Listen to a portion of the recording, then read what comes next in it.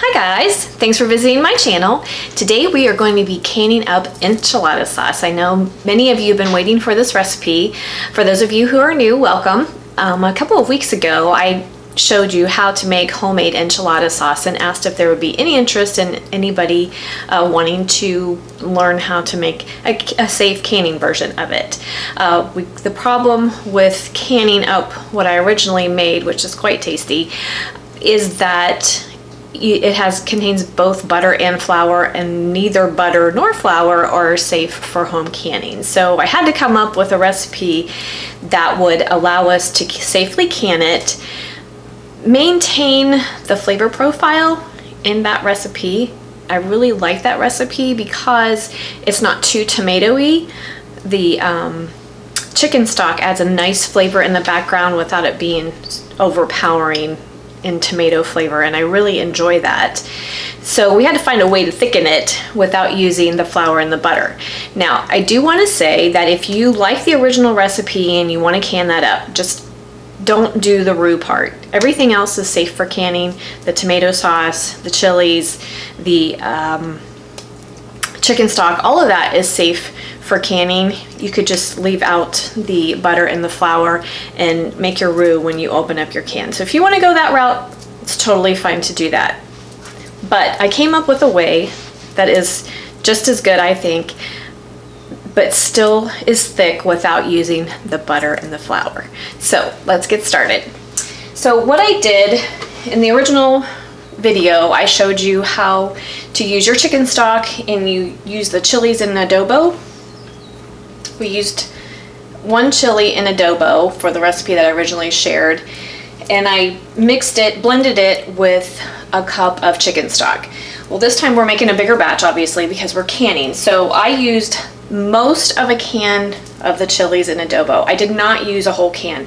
This is going to be entirely up to you and how much heat you like in your sauce.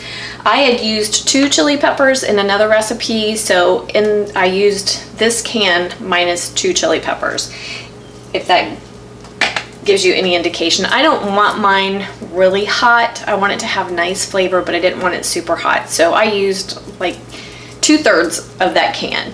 But again, that's entirely up to you. And when we start adding spices, that is entirely up to you as well. You'll have to taste your sauce and see if you need it hotter or if you want more onion flavor or garlic flavor. So that's going to be at your discretion seasoning wise, but I'll show you, obviously I'm going to show you the amounts that I used. Now, where I ran into, I knew everything that was in my sauce was safe for home canning, obviously, but where I ran into a little bit of a question was I wasn't sure on my times for processing. Now, tomato-based products, we know you can water bath can, but this contains chicken stock, so it has to be pressure canned. You cannot water bath can this recipe. So I knew it had to be pressure canned, but I wasn't exactly sure on the time. So I went to my trusty ball canning book. This is the all-new Ball Book of Canning, and this is a great reference if you are a canner and you don't have this book. I highly encourage you to get it. There's some innovative, really great, tested, proven safe recipes in here, and it's also great to use as a guideline, which is what I did. They have an enchilada sauce recipe in here that is very similar to what we're going to do today. However, the whole thing is from scratch.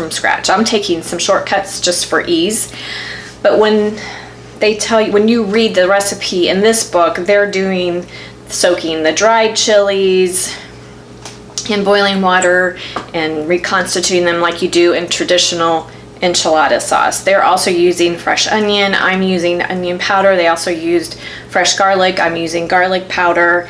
And then they used diced tomatoes, and I'm going to use tomato sauce. So the recipes are similar. I'm just taking a few shortcuts and a little bit of help from the grocery store. Unfortunately, I am totally out of all of my home canned tomato products, which you could use for this. If you home can tomato sauce, by all means use your home canned tomato sauce. I didn't have any left on my shelf, and I'm not going to have any more if it doesn't stop raining here in Ohio. Our garden is flooded still. It just the rain just will not stop.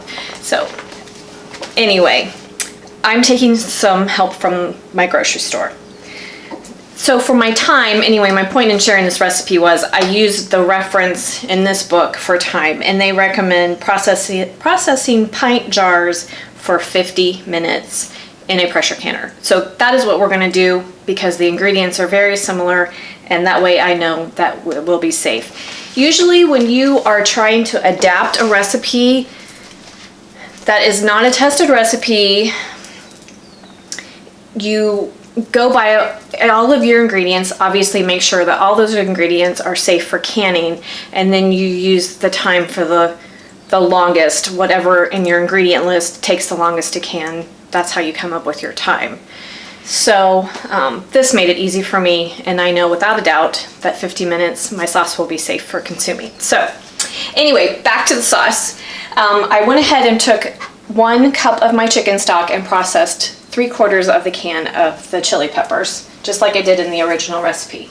So now I'm going to turn my pot on, and we are going to use 3 15-ounce cans of tomato sauce.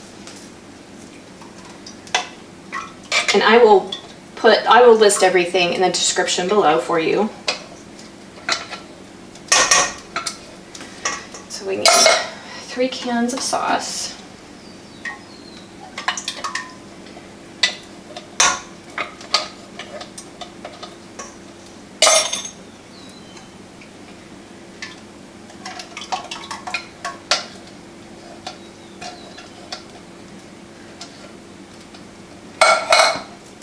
Those out of the way.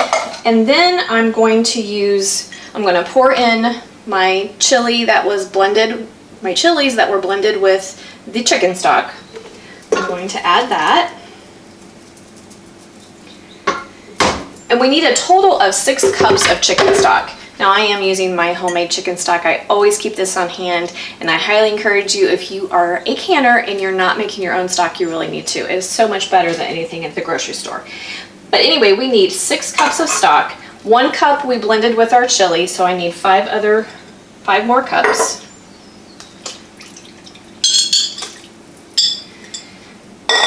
And then to thicken it, I'm using tomato paste.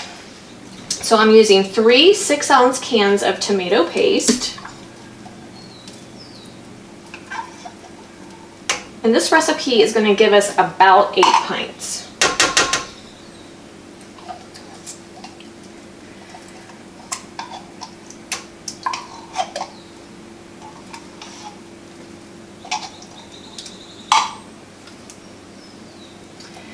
Now, because I'm using quite a bit of tomato product, I want to cut the acidity a little bit, and to do that I'm going to use 2 tablespoons of brown sugar. Let's put in our brown sugar. And now for our spices. And this, like I said before, is going to be totally up to you, to your taste. So I'm going to use about 3 tablespoons of chili powder.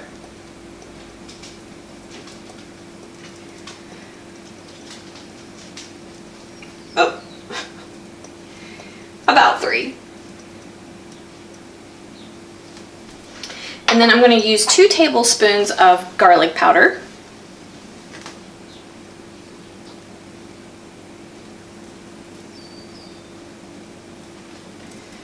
And then I'm going to use 2 teaspoons of onion powder.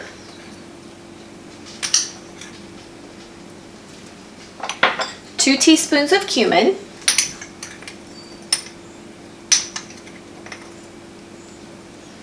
And 2 teaspoons of Mexican oregano. Now, I talked about this in my other enchilada video.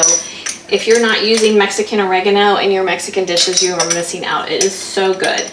A lot of Mexican recipes will call just for plain oregano, but I highly recommend the Mexican oregano. There's just something about it. It's delicious in Mexican cooking. So what we're going to do now is I'm just going to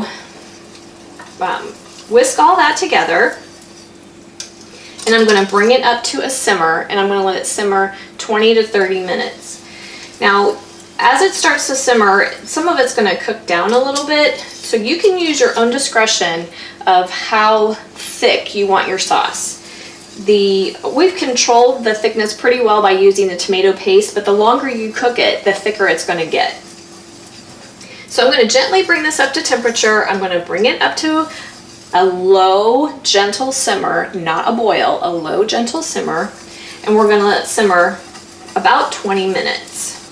We just want everything to get nice and hot, and at that point, I'm going to taste it and see if it needs any adjusting. Also, if it's too thick for you, you could always add more chicken stock. But when I was testing the recipe, 6 cups seemed to work really well for not a super thick sauce. It just has body to it, I guess is the best way to say it. So, and also I did want to point out that my chili powder is the dark red chili powder. So use whatever you like. But I think the dark red chili powder has a little more flavor. And then the one thing I did forget is I'm going to add a little bit of salt. So I'm going to bring it up to a simmer. I'm going to taste it and then check and see how much salt it needs. We should need to add about 2 teaspoons or so, but I'll test it and see. So while that's coming up to a simmer, I'm going to go ahead and get my canner ready and I'll bring you back. Okay guys, I just wanted to bring you in close so you could see how gently this is simmering. See how it just bubbles just a little bit. You don't want to boil it. We just want to let it simmer nice and slow for 20 to 30 minutes. And then I just wanted to show you how the consistency of it. I think the texture is really great. It's very close to my original recipe. It should coat the back of a spoon. And it does. And it tastes delicious. So I think you're really going to like it. And like I said, at this point, you should probably taste it, see if you want to adjust any of your seasonings, maybe add salt. I did add about 2 teaspoons of salt, but that's going to depend on your taste and how salty the tomato sauce and the tomato paste that you used was. So make sure you check that. Let it simmer nice and slow for 20 to 30 minutes, and then we'll be ready to can it, and I'll bring you back. Okay guys, here we go. My sauce simmered for about 20 minutes. I'm happy with the taste, texture, and all of that. So modern canning guidelines state that we do not need to pre-sterilize our jars. You just want them to be nice and clean, lids as well. So I'm keeping my jars hot in my sink full of hot water. People do that different ways. You can do it that way, or you can do it, a lot of people use their dishwasher. However you want to do it, it's fine, but you want to make sure that you're using a hot jar. And we are ready to go. I have 2 inches of simmering water in my pressure canner. And if you've done pressure canning before, you should know to do that. I'm going to start with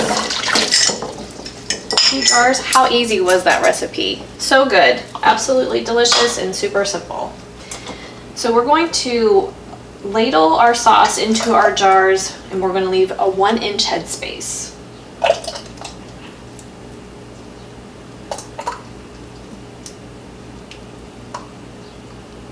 I got too much in that one.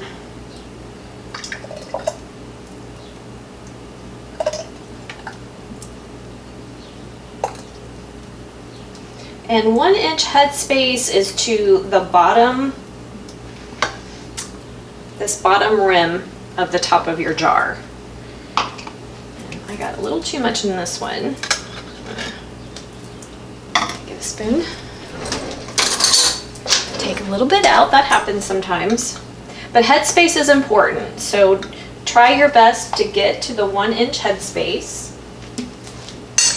And then use your debubbling tool and debubble. Just go around the edge of your jar, release any air bubbles that might have gotten trapped. You want to do that because air bubbles can interfere with your seal, so it is important to do it. And then I take a paper towel dipped in white vinegar and clean the rims of my jar so we can get a nice good seal. And then you want to place your lids, and then you're going to add your bands to fingertip tight.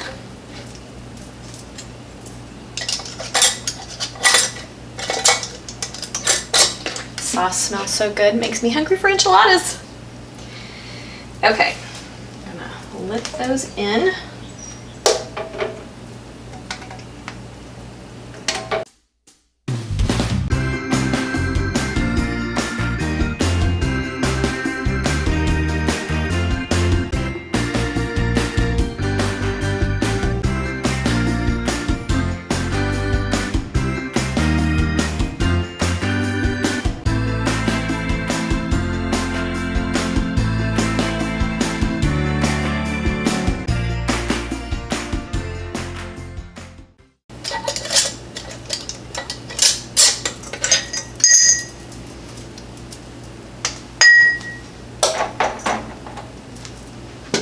Okay guys, that gave me exactly 7 pints. So now what we're gonna do is I'm gonna crank up my heat, I'm gonna put on my lid. And these are instructions for, I have an All-American canner, these are my instructions for my All-American canner. If you have a different canner, make sure you follow the instructions for that canner. Line up the arrow with the notch, and then we are going to tighten our thumb screws 2 at a time, opposites.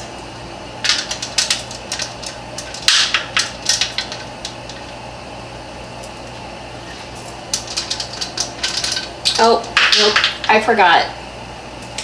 I do this every time almost. I always take my vinegar that I was using to clean the rims of my jars and I put that in my water. That keeps my jars nice and clean. It prevents mineral deposits from depositing on your jar. Before I learned that trick, that was really aggravating to have mineral deposits on your jar. It's not very pretty and it's hard to clean off. So always using a little bit of white vinegar, just a couple of tablespoons are all you need.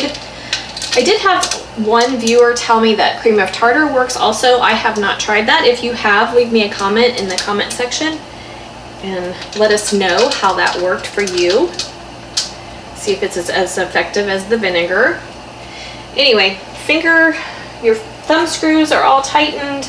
And we've got the heat cranked to high. We are going to vent our canner for 10 minutes. You want the steam pouring out of your steam vent for 10 minutes.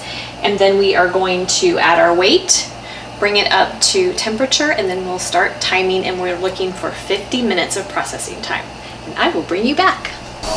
Okay guys, see the steam?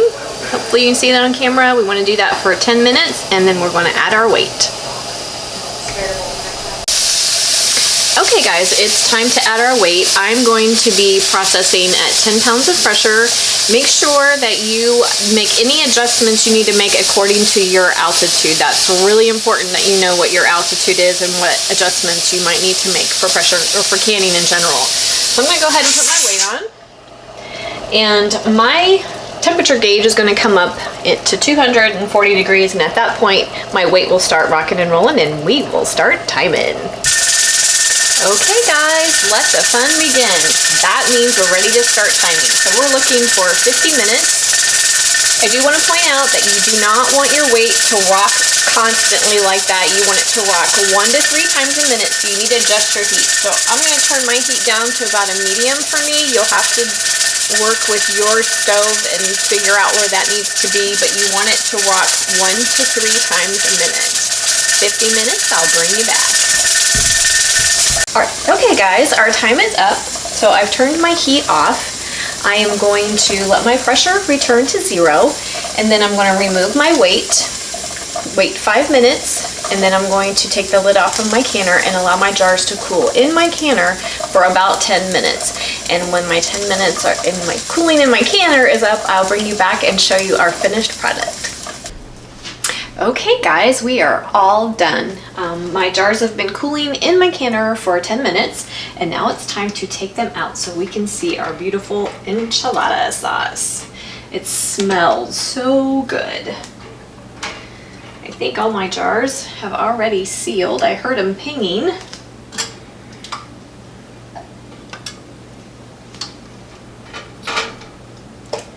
And I hope you guys enjoyed this recipe as much as I enjoyed making it. It tastes really good, and I'm really pleased with the way it turned out. I'll give you sorry about that. We had a delivery, perfect timing, right in the middle of my filming. So I apologize for that interruption. But anyway, we're all done, and I hope you were able to get a good look at our delicious sauce. And like I said, I'm really pleased with the way that this turned out, for not having to use a roux to thicken it. I think it turned out really well, and the flavor profile is very similar to the original recipe I did. So I hope you will give this a try. Now, I did want to mention that you can use this enchilada sauce for way more than enchiladas. You can use it as a braising sauce for beef, pork, or chicken. You can use it as a finishing sauce for tacos, fajitas, hueves, rancheros. Sorry, my Spanish isn't very good, but you get the idea. You can also use it to flavor and season beans. It's really versatile. Lots of different ways to use it, and it's a great item to have on your pantry shelf. So I hope you'll give it a try. If you have any questions or comments, please feel free to leave them in the comment section below for me. And I appreciate you coming along with me today. And I hope to see you next time. Have a great day, and thanks so much for watching.